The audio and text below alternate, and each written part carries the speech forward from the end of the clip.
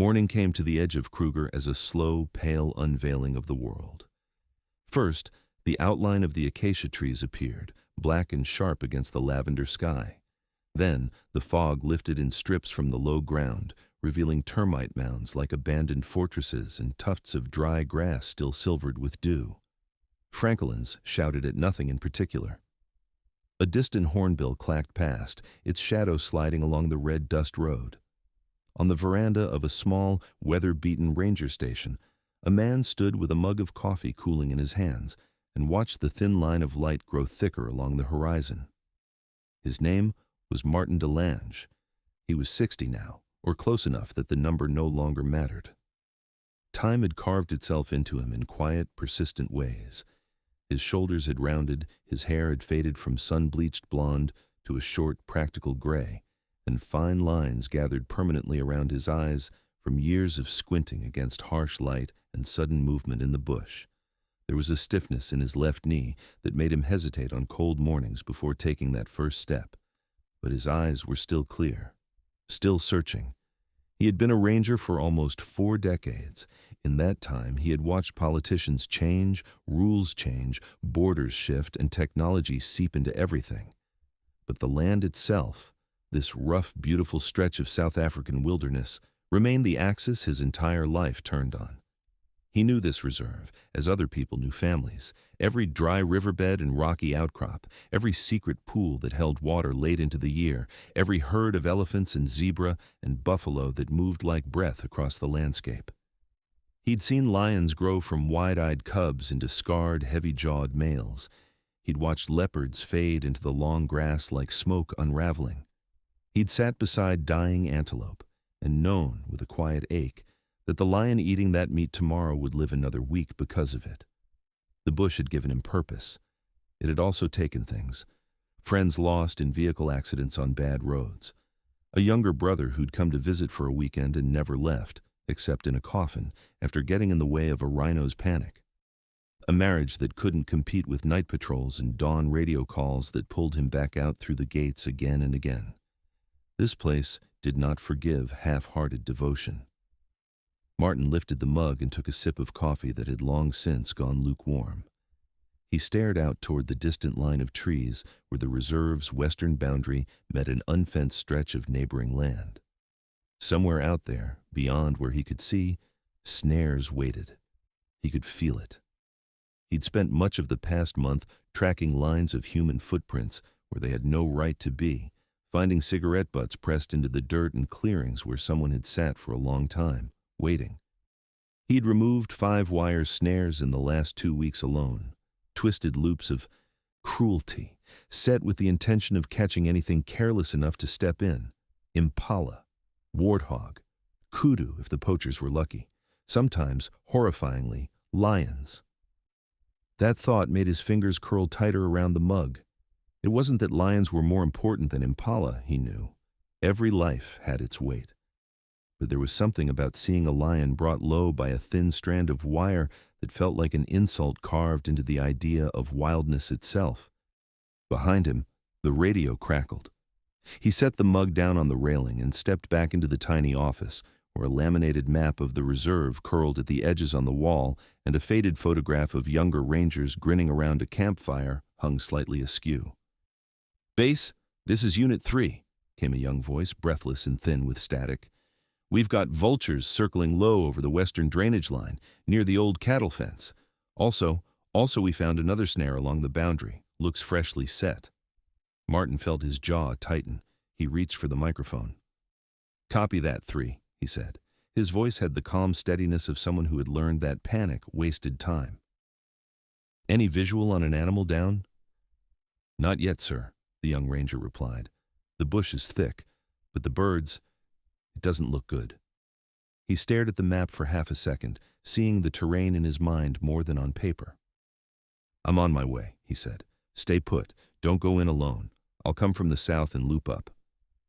He hung the radio back on its hook with more force than necessary. The coffee forgotten on the veranda cooled further and gathered a thin skin on its surface as Martin grabbed his hat, his rifle, the canvas bag with bolt cutters and tools, and the small dented metal case that held a basic field medical kit. There was a tranquilizer gun in the rack in the Land Cruiser, plus an old blanket that had more bloodstains than he cared to admit. He threw everything into the vehicle with a practiced efficiency and drove out through the gate, dust pluming briefly before settling back into the grooves of the road. The western drainage line was a deep, jagged wound across the land, a place where water had once run with regular certainty, but now only flowed in heavy storms, leaving behind a tangle of bushes and eroded banks. It was the perfect place for poachers to hide snares, animals funneled through narrow paths, forced to step exactly where a loop of wire waited. He drove as far as the road would take him, then stopped the vehicle under the shade of a knobthorn tree and stepped out into the morning heat that was already starting to gather. The voices of Unit 3 guided him in. He found them crouched at the edge of the drainage line.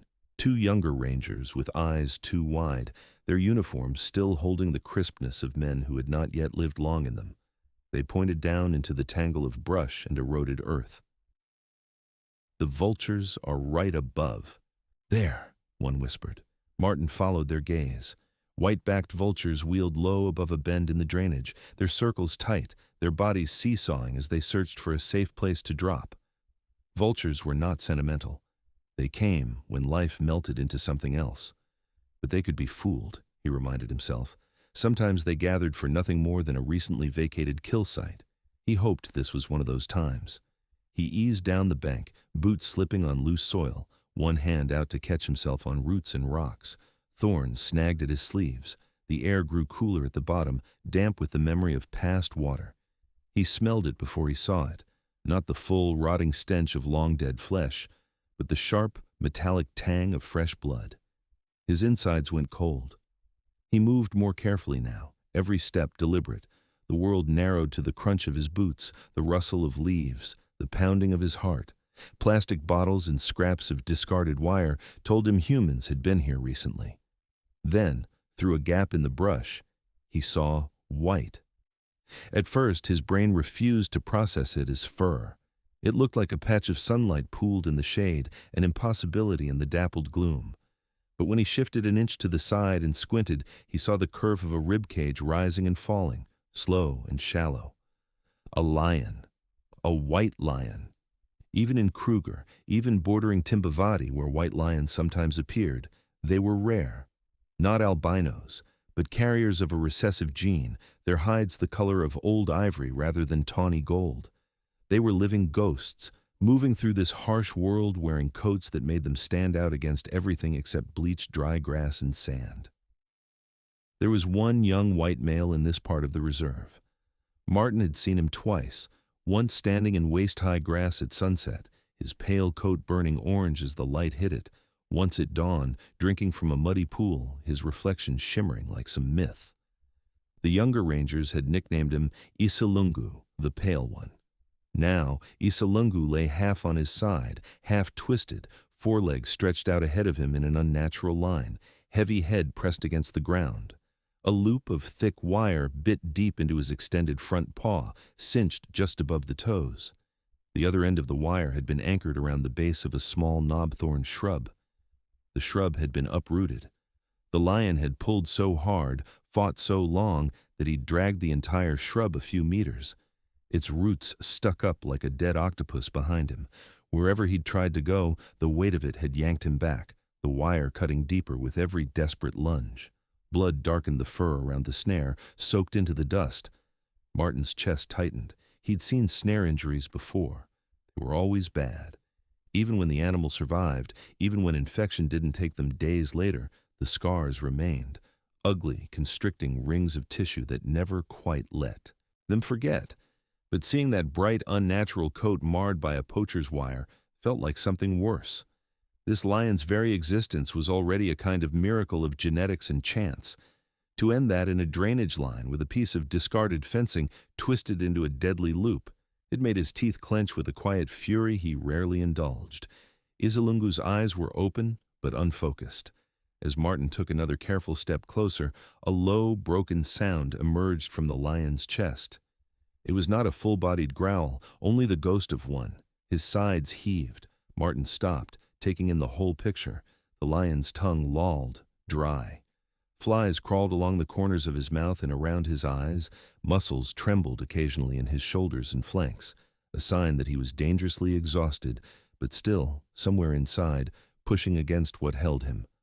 "Easy, boy," Martin murmured without thinking. "Easy now." The words meant nothing to the lion, but the tone might.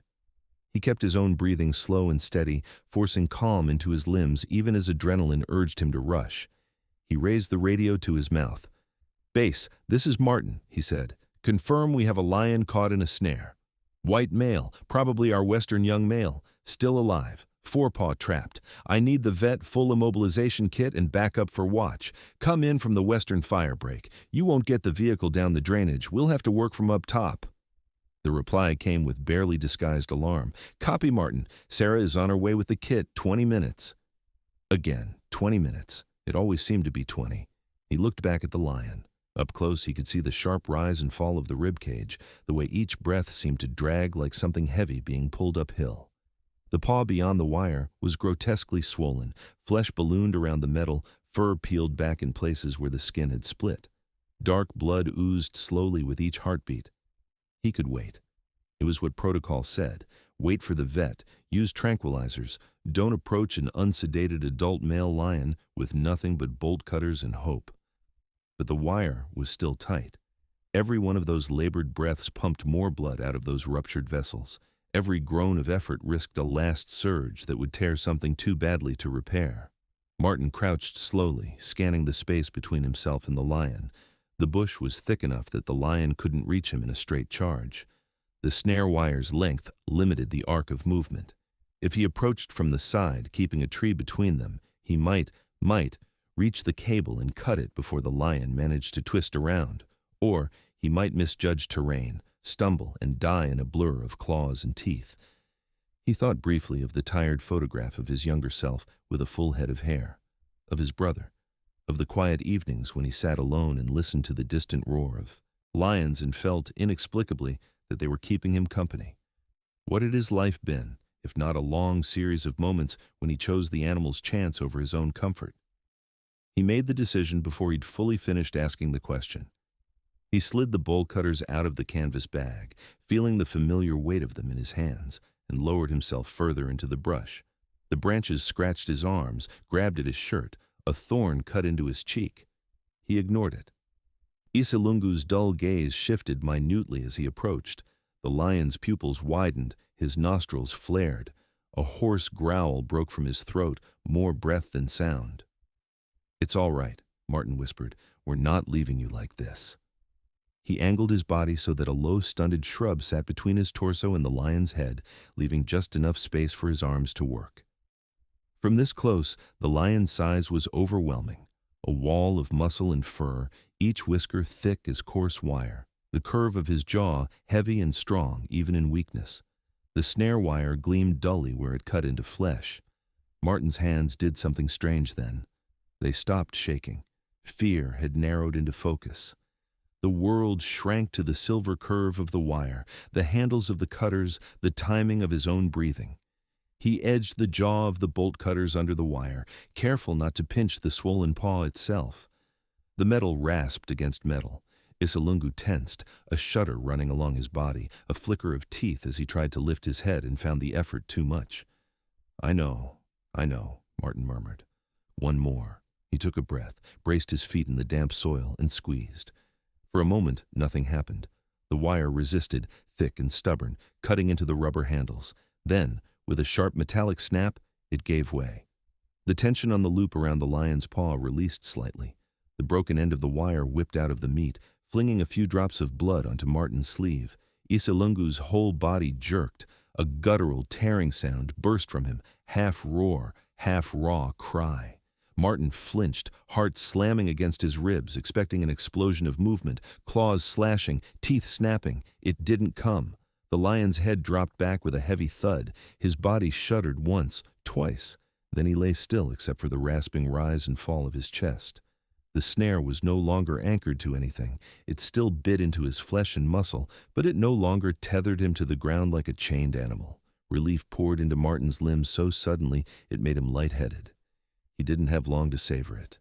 Footsteps on the bank above, the quiet thud of boots sliding down the slope, announced Sarah's arrival with her dart gun and kit. Her dark hair was pulled into a messy knot, her expression a mix of focus and grief when she saw the lion up close. "Ah, no," she breathed. "Not you, hey? You're too special to be stupid around snares." Her familiar, gentle voice seemed to ripple through the space like an odd kind of lullaby. They worked quickly. A tranquilizer dart thudded into the thicker muscle of the lion's flank. Within minutes, his movements, which had been sluggish anyway, slowed further.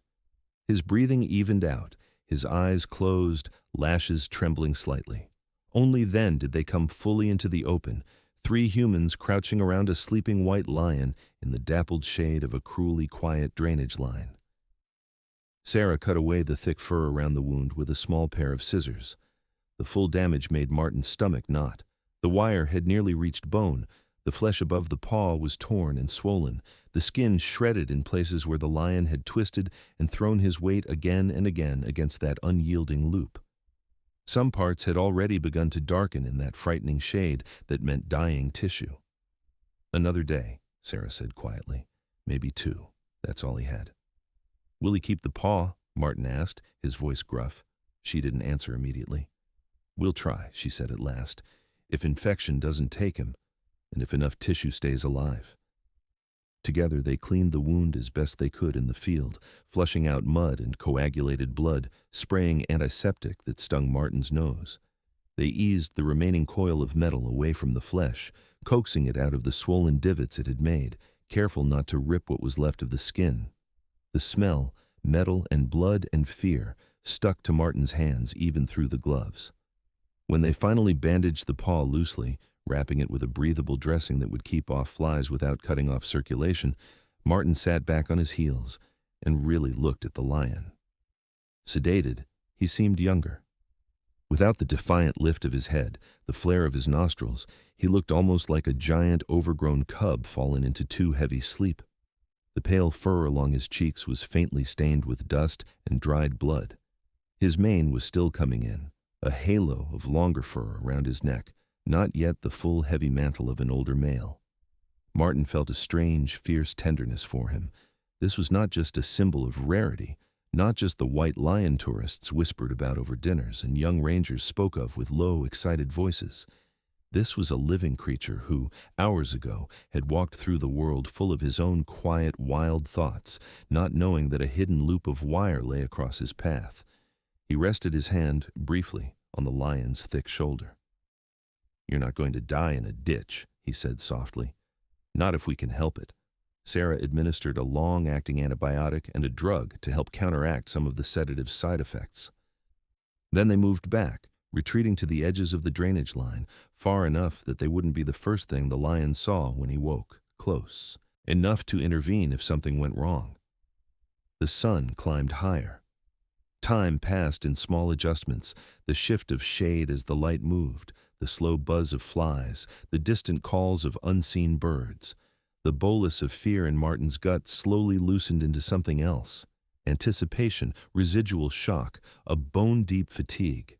He sat with his back against a rock, rifle across his knees, hat pulled low over his eyes.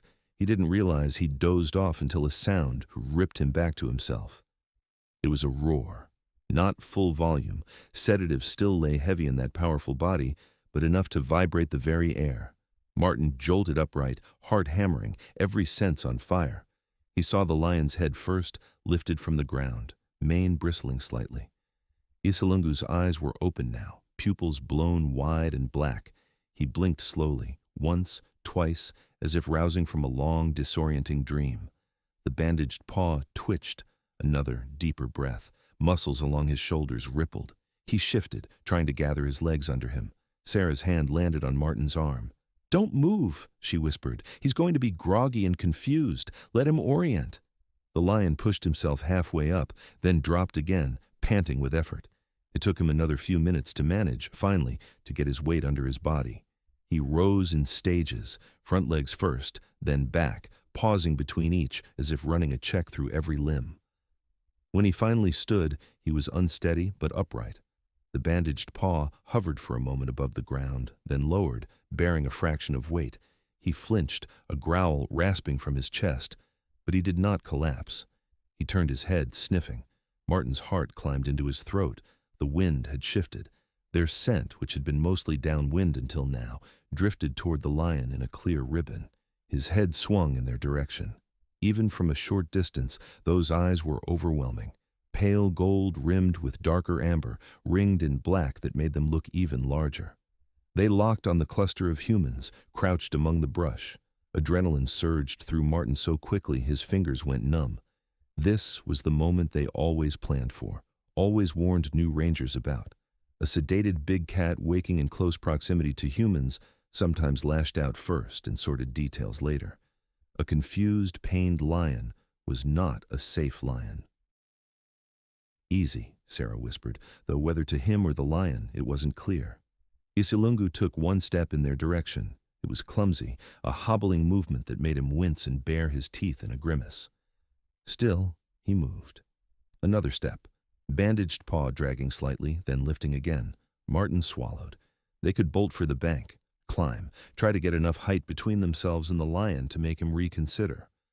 Or they could stand and face him, hoping that what little trust he might feel from the relief of the snare outweighed the ancient instincts that told him humans meant pain. He found his legs rooted. He was trembling. He realized that with a sort of detached surprise. Not theatrically, not in great visible shakes, but in a deep, fine vibration that started low in his core and hummed out to his fingertips. Isilungu kept coming, not fast, not with the explosive charge of a lion on a hunt, but with a deliberate, labored determination, closing the space one painful, uneven step at a time. 20 meters, 15, 10. Sarah's hand on his arm tightened, then slipped away. She knew as well as he did that running now would trigger exactly the response they didn't want. At 6 meters, the lion stopped.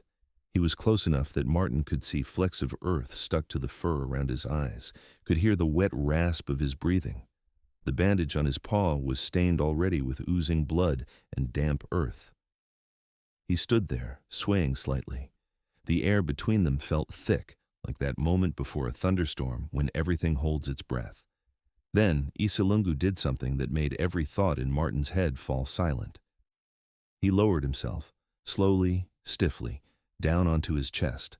Not into a pounce, not into the coiled crouch of a predator about to spring. He lay down, first his front legs folded, then his back.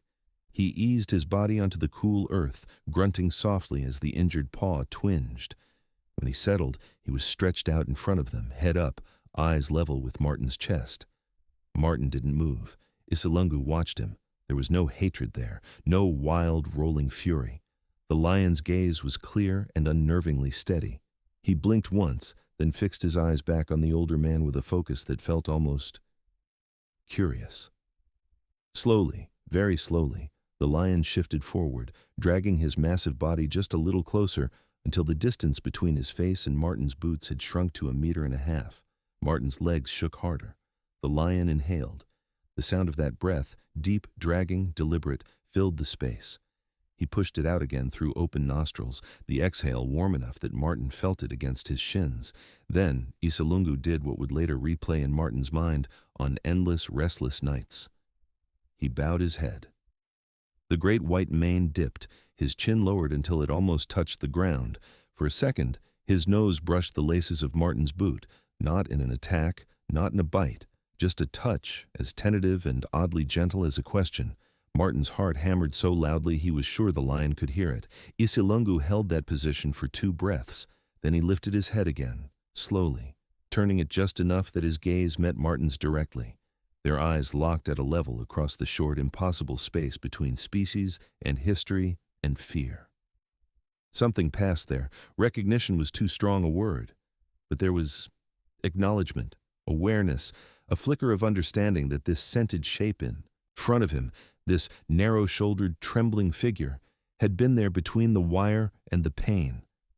Martin felt the back of his neck go cold. His entire body was alive with adrenaline, with the primal part of his brain screaming about teeth and claws in proximity, but beneath that, In some quieter, older part of him, a different feeling rose.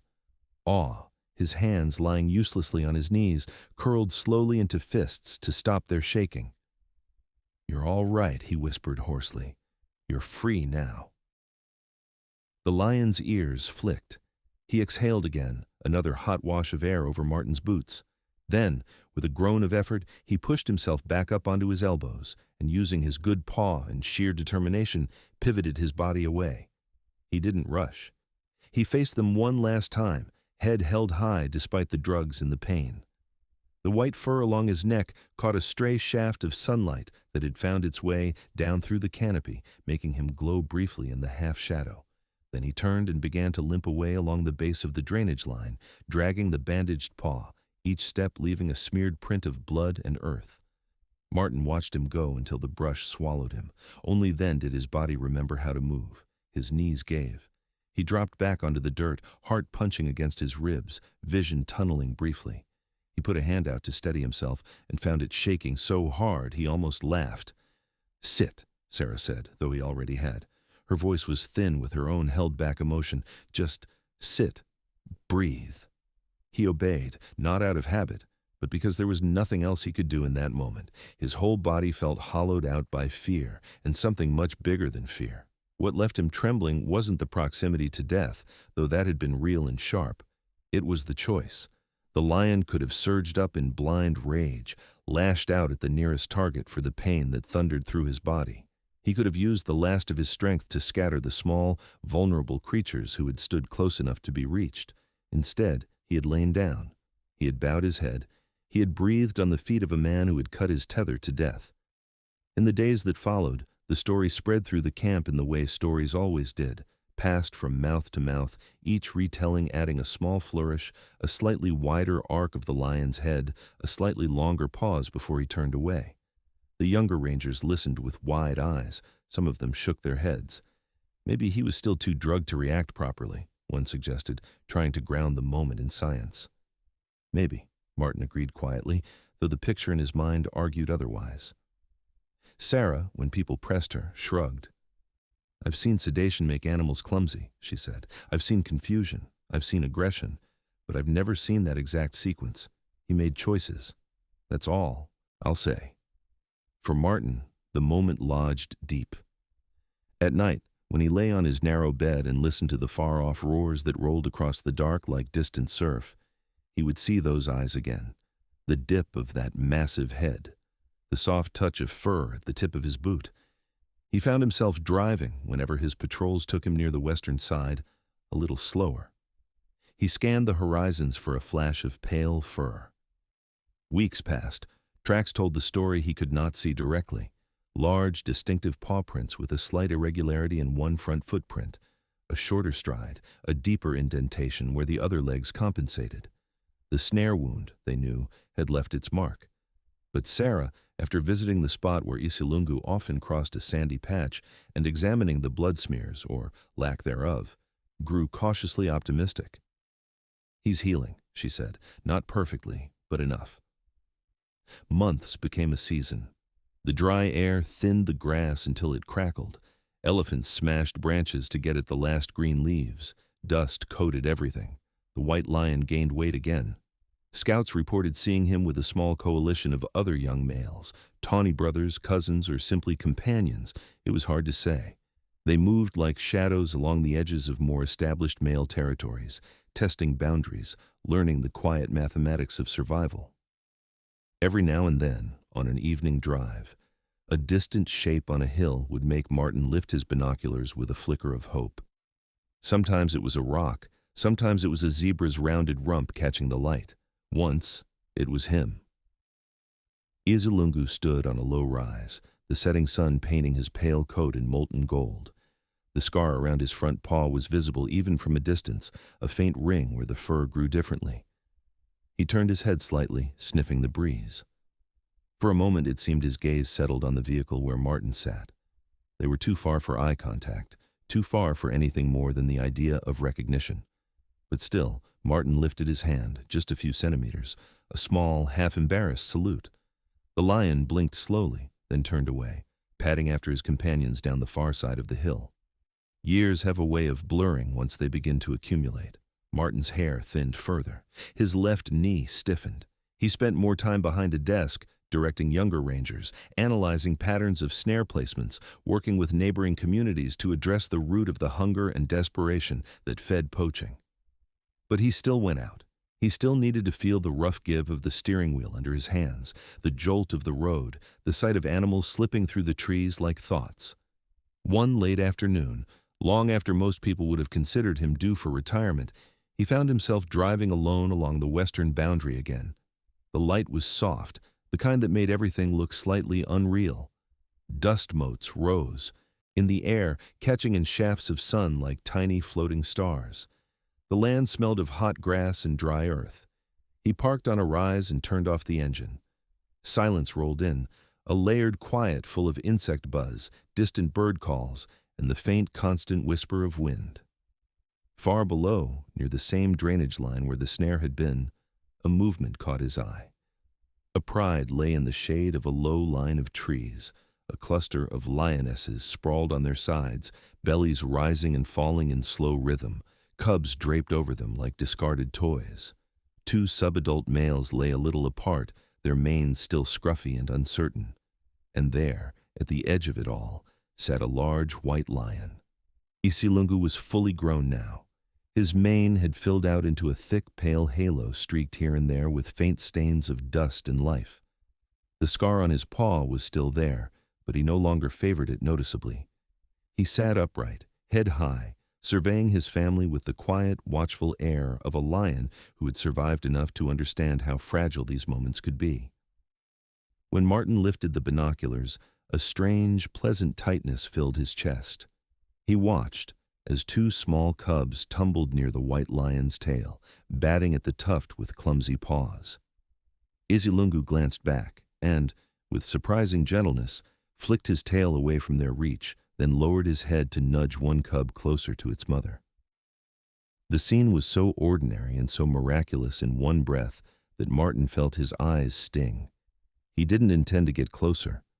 It would have been enough, he told himself, just to witness this from afar, to see that the lion whose breath he'd felt on his boots now lived, not as a wounded survivor skulking around the edges of other lions' territories, but as a settled male with a tribe of his own. But the road curved downwards, and the engine turned over almost of its own accord. He drove slowly, tires crunching on stones, stopping well short of the trees. The pride noticed. Lionesses lifted their heads, ears twitching. A few cubs stared openly, eyes round, before losing interest and collapsing back into a tangle of limbs. The subadult males watched with excessive boredom. Isilungu stood, not with alarm, not with aggressive stiffness. He simply rose from where he'd been sitting and turned to face the vehicle. His mane caught the last light of day, rimmed with bronze. He walked forward. The lionesses didn't rise to follow. They watched, rumbled softly among themselves, and let him go. Martin's hands tightened on the steering wheel, but he did not start the engine. He had learned, long ago, that there were only so many times in one life when it was worth backing away from an approaching lion. This didn't feel like one of them. Isilungu padded closer. The band of his scar was visible when he stepped just right, a ring of different texture around his paw, pale against pale. It was the only outward sign of what had happened in that long-ago drainage line. He stopped a few meters from the front of the Land Cruiser. Dust swirled around his legs in lazy spirals. They were separated now by a sheet of glass and a sliver of metal and decades of habit and caution. The world felt strangely quiet. The lion lifted his head slightly, sniffing. Martin, without meaning to, whispered into the silence. "Hello, boy." Isilungu's ears flicked. He took one more step forward, until his nose almost brushed the front bumper. Then he raised it, placing it gently, deliberately, against the metal bar just where, behind the windscreen, Martin's chest was. A soft, foggy circle bloomed on the glass as he exhaled. It was not the raw, trembling intensity of that day in the drainage line. Time had softened the edges of the memory. But the gesture, this simple direct contact with the place where Martin's heart beat behind the windscreen, hit him with a force that stole his breath. His throat tightened. His fingers, resting on the steering wheel, curled. He felt the tremor start deep again, just like years before. Isilungu held there for just a moment, as if confirming something only he could sense. Then he lowered his head, blinked slowly, and turned away, padding back to his pride with the unhurried confidence of a lion who knew his place in the world. Martin sat in the fading light, hands shaking around the wheel, the echo of that brief contact pulsing through him. Later, when the younger rangers begged him to tell the story, he would shrug, uncomfortable with being at the center of any tale. "He remembered you?" they would insist. "Maybe," he would say. "Maybe he remembered the smell of the sedative. Maybe he just wanted to see if the metal tasted like anything." But when he was alone at night, when the bush seemed to press right up against the thin station walls and the calls of lions drifted in like old songs, he let himself remember differently. He remembered a young white lion collapsed in a ditch, tethered to death by a wire loop. He remembered cutting that loop. He remembered the lion standing, injured and dazed, and making the choice to lie down instead of strike. He remembered the warm breath on his boots, the dip of a great head, the feeling that something larger than fear had passed between them in that small, dangerous space.